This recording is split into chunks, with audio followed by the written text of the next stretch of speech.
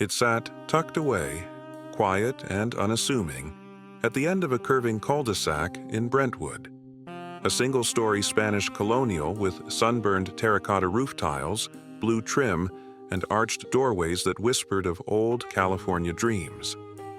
There was no grand gate, no towering fence, no showy indication that the most famous woman in the world had chosen to live and die there.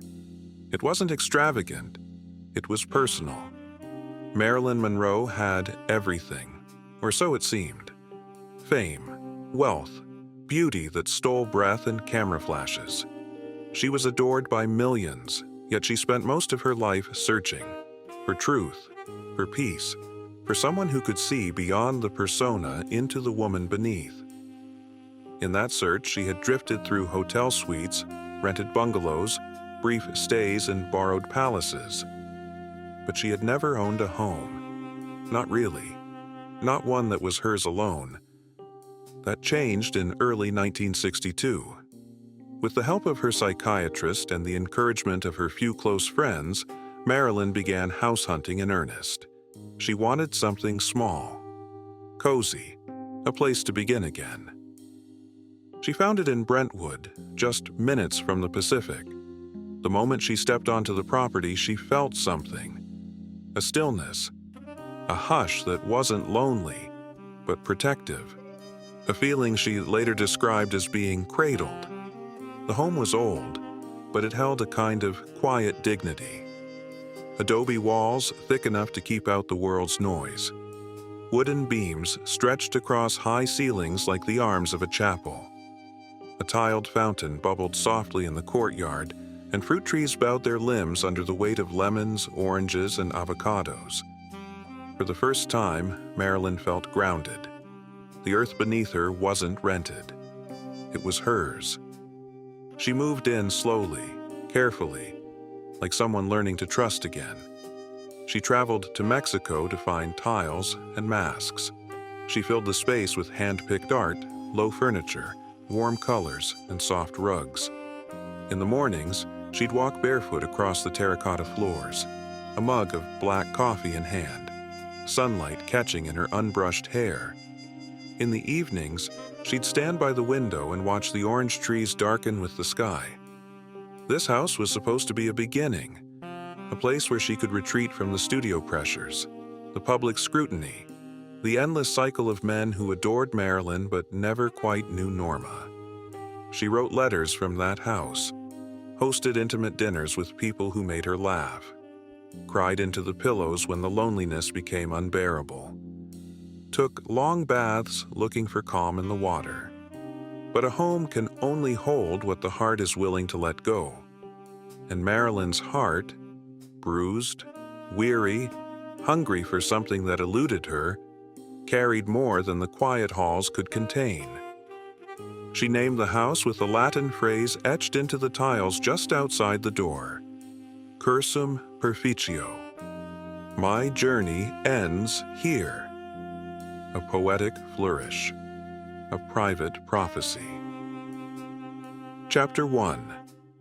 Stardom's Imperfect Sanctuary. Marilyn Monroe was not the woman the world believed her to be. Behind the platinum hair, the glittering gowns, the breathy laugh, lived someone softer, more searching, more fragile. She had come from instability, passed between foster homes and orphanages, her early life a blur of abandonment and longing. Stardom had promised safety, but instead delivered its own brand of isolation. Everyone wanted Marilyn. No one wanted to stay with Norma. So when she finally stepped into the little Brentwood house in early 1962, she wasn't just buying a property. She was planting herself in the earth. She told friends it felt like breathing after being underwater. She would finally decorate a bedroom that no one else had touched, plant her own flowers, pick out plates that would not be replaced when the lease ended. She dreamed of writing scripts, hosting friends for long dinners, laughing in the garden with Maff by her feet. Inside the house, there was no opulence, no grand chandeliers or mirrored walls, The furniture was low, soft, comfortable, the colors warm and earthen, mustards, terracottas, blues that reminded her of Oaxaca. The fireplace became her favorite spot, where she'd curl up with a notebook and write fragments of poetry or journal her thoughts, often in the quiet hours when the world outside had fallen asleep. She installed bookshelves in nearly every room. Marilyn loved books, real books, the kind with underlined passages and dog-eared pages. She read philosophy, poetry, psychology, titles by Dostoevsky, Freud, Rilke, Proust. She wasn't the dumb blonde the media painted her to be. She was self-educating. She was becoming. The courtyard, too, became sacred to her.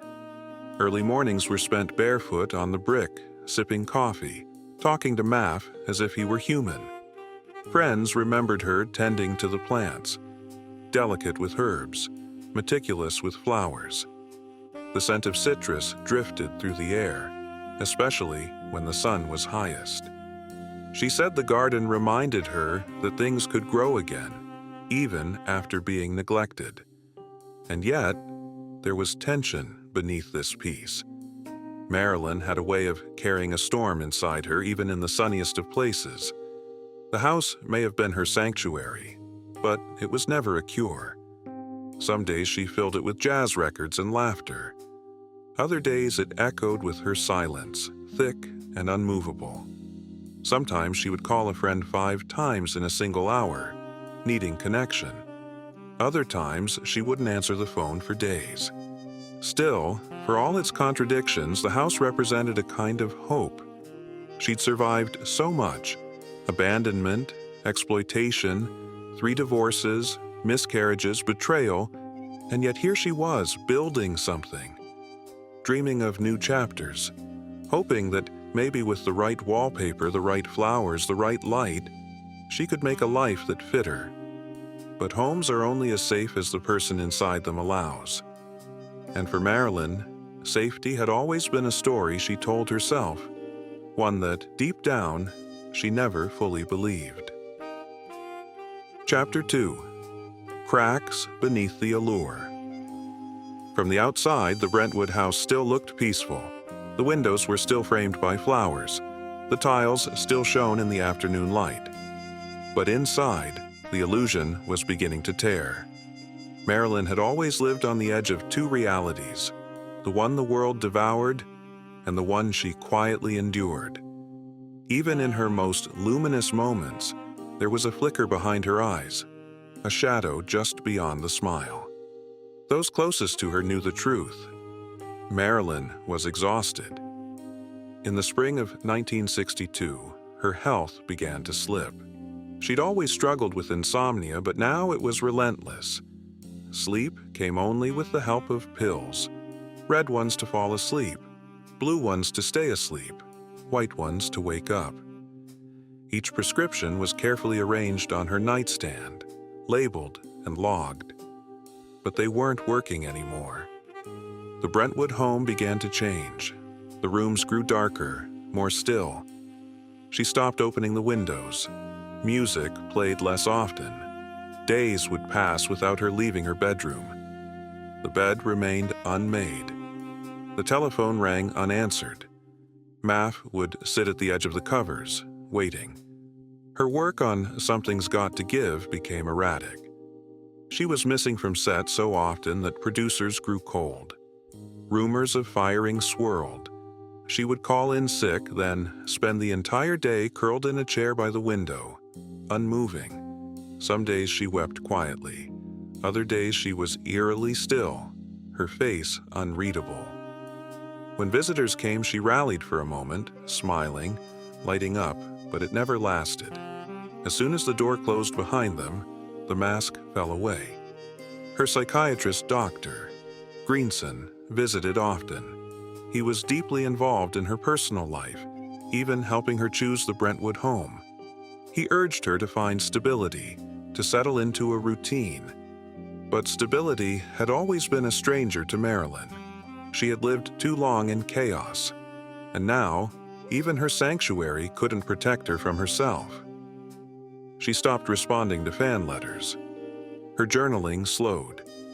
The kitchen grew cold from disuse. Her closet, once meticulously organized, was a scattered mix of designer gowns and worn nightgowns. It was as if two versions of her lived there, the icon and the orphan, and neither could fully claim the space. Sometimes she would wander the garden barefoot in her robe, eyes unfocused, trailing her fingers along the leaves. Other times she would sit on the floor of her bedroom, back against the wall, cigarette in hand, staring into nothing. She told a friend on the phone, "I feel like I'm standing on a wire, and I don't know which way to fall." The home no longer felt like a refuge. It was becoming a mirror, one that showed her everything she couldn't say out loud. The dreams she had stitched into its walls were beginning to fray. And even though the rooms remained quiet, the silence inside her was deafening. Something was breaking, and the house, once full of hope, now bore witness to the quiet, invisible unraveling of Marilyn Monroe. Chapter 3. Decline in Velvet. The summer heat in Los Angeles was heavy that year, thick, unmoving, like breath caught in a throat. Inside Marilyn Monroe's Brentwood home, the air felt even stiller. By July 1962, the woman who had once commanded rooms with a single glance was barely speaking above a whisper. The house had grown quiet, but not peacefully so. It was a different kind of quiet now, tense, hollow. The type of silence that seeps into the bones and turns stillness into sorrow. No more music from the record player. No more footsteps pacing with restless energy. Just a stillness so complete, it was as if the house itself was holding its breath. Her bedroom had become her sanctuary and her prison. The light was dimmed, not by curtains alone, but by a heaviness that had settled into every corner. Her once neatly arranged vanity was cluttered with bottles, prescription after prescription, lipstick tubes, tissues, a mirror left smudged and uncleaned. It no longer reflected the woman she had built for the world. It simply returned a blurred silhouette. Someone halfway vanished. Dr. Greenson visited often, checking on her mental state, encouraging rest, urging her to regain control. She listened sometimes. Other times, she simply stared past him, eyes clouded, her voice faint. She felt watched, not by people, but by her own legend. The weight of being Marilyn Monroe never left her alone, not even in this home meant to shelter Norma Jean. There were strange moments of clarity in those final weeks. One morning, she rearranged the flowers in the courtyard. Another night, she made a long list of groceries she wanted to buy. Fresh fruits, a roast, even champagne. She spoke to Joe DiMaggio on the phone and told him she was thinking of visiting. She laughed during that call. A real laugh. But the highs never lasted. The next day, she would disappear into bed, unreachable, her voice a fragile thread over the telephone. She had begun calling people late at night, sometimes just to hear them breathe. Other times, she left long, meandering voicemails, pieces of memory floating between sentences. The Brentwood home absorbed it all. It held her laughter and her silences. It held the scent of her favorite bath oil and the cigarette smoke curling toward the ceiling in the early morning hours. It held her footprints in the hallway and the indentation on the pillow where her head had rested just before everything stopped. August 4th began like many other days. She took calls, spoke with her publicist, received a visit from her psychiatrist. Eunice Murray stayed the night. There was nothing in particular to mark that day as different, except perhaps everything. Later that night, the house went dark. No one knows the exact moment. No one knows what final thought passed through her mind, what final image lingered behind her eyes. What is known is this: she was found early the next morning, in her bed, alone, the phone still in her hand. Her journey ended there, in the only place she had ever owned. surrounded by furniture she chose, walls she painted, and silence she could never quite escape. The headlines would tell the world about the overdose, the mystery, the conspiracy theories. But the house, it told a different story. A story of quiet grief, of beauty turned brittle, of velvet despair tucked into the corners of rooms meant to be filled with life. And even now, decades later, if you stand in that bedroom with the window open and the curtains swaying just slightly, you might feel it. The lingering ache of a woman whose final breath became the house's last secret. Chapter 4. The Estate Left Behind. After Marilyn's death, the house stood silent. It was as if time itself paused inside those adobe walls. For days, flowers gathered at the gate, left by strangers who had never met her but somehow felt they knew her. Fans cried, reporters circled, the Brentwood address became hallowed ground, and then, slowly, life moved on. The house was sold. The new owners remodeled, painted, updated the furniture, but no one stayed long. Over the years, the estate passed through multiple hands. Celebrities, real estate investors, anonymous millionaires. Each added a layer. Each left a mark, but none erased the ghost of what came before. Marilyn's presence lingered, not as a haunting, but as a gentle trace woven into the air. For decades, the home remained a curiosity. Tour buses slowed to a crawl outside. Fans left notes in the mailbox. A few even found ways to sneak into the yard. One neighbor reported hearing soft music coming from the garden at night when no one was home. But time, too, is relentless. The paint peeled. The citrus trees grew untamed. The fountain cracked and dried. The house aged, much like the myth of Marilyn herself. Still beautiful, still revered, but weathered. Then, in 2023, came the news that sent shockwaves across Los Angeles. The current owners had filed a permit to demolish the home, to tear it down and expand their adjacent mansion. Within days, protests formed. Petitions surged. The city was flooded with emails, letters, and calls. Pleas from historians, celebrities, and fans alike. How could they destroy the only home Marilyn ever owned? This wasn't just about preservation. It was about meaning. The Brentwood house wasn't a museum, but it had become a monument. One not made of marble or bronze, but of brick and memory. It told a story not of stardom, but of struggle. Not of glamour, but of fragility. It was a rare place where the human behind the icon still lingered. In response, the Los Angeles City Council acted swiftly. Councilmember Tracy Park introduced a motion to protect the estate as a historic cultural monument. There were hearings, legal filings, heated debates. The owners fought back, claiming the house had been altered, that it no longer held historical value. But the opposition was louder, more relentless. The people would not forget. In June 2024, the council voted unanimously. Marilyn Monroe's Brentwood home would be preserved. Still, the battle isn't over. The owners filed a lawsuit. The future remains tangled in legal red tape and real estate power plays. But the decision marked a victory. Not just for preservationists, but for memory itself. Today, the house stands much as it did when she last saw it. The tile at the entrance still reads, Cursum Perficio. The garden still blooms, though a bit wild. The windows still catch the sunset. Visitors still gather quietly at the gate. Some bring roses, others bring questions. All come with reverence. Because this house is more than plaster and tile. It's a vessel, a memory, a final chapter in a story that never truly ended. Chapter 5. Estate as Mirror to the Soul. Walk through the front door today and you'll feel it.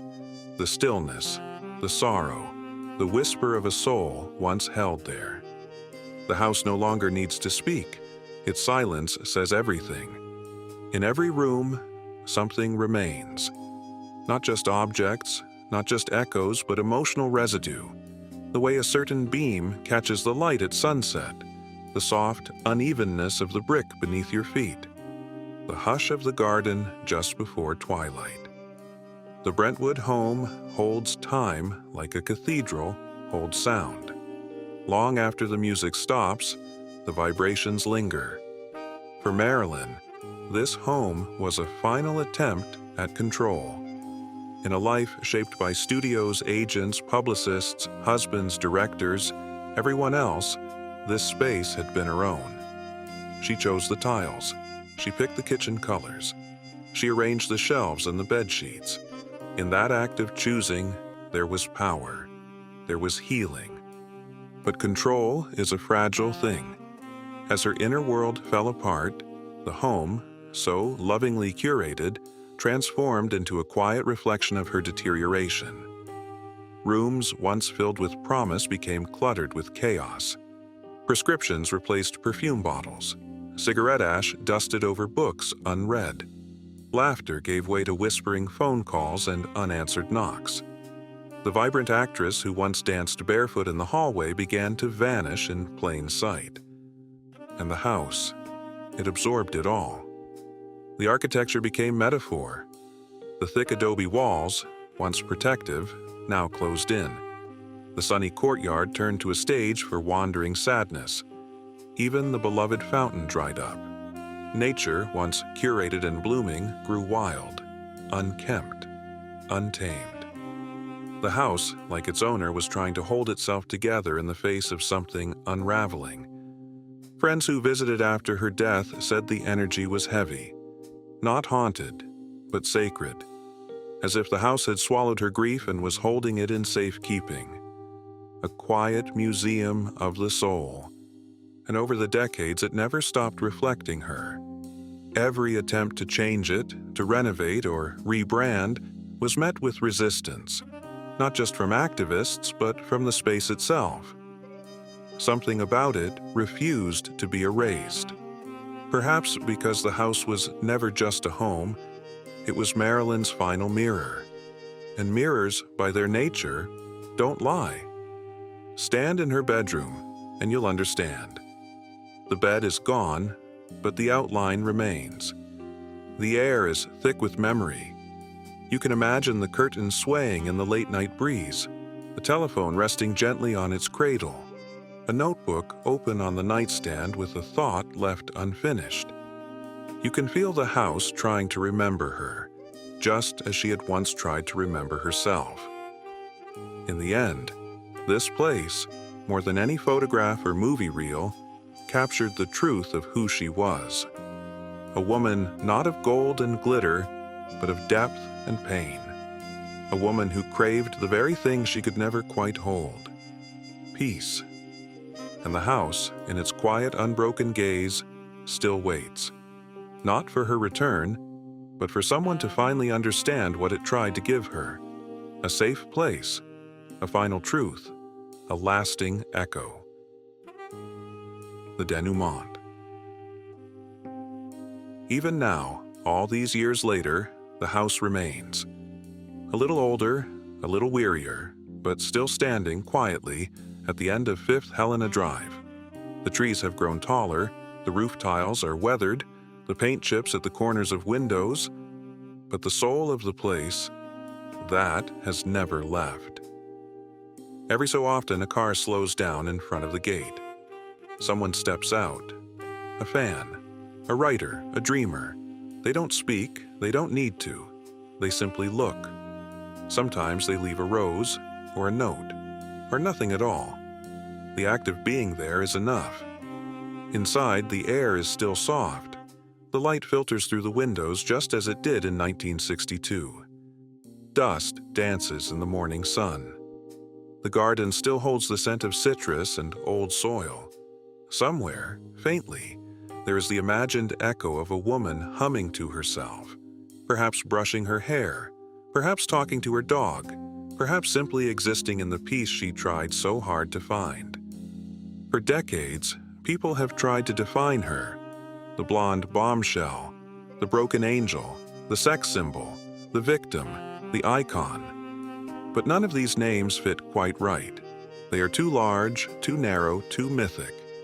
Marilyn Monroe was a woman, flawed, brilliant, afraid, hopeful, exhausted, yearning. And for one brief, shining moment, she believed she might find a place to rest.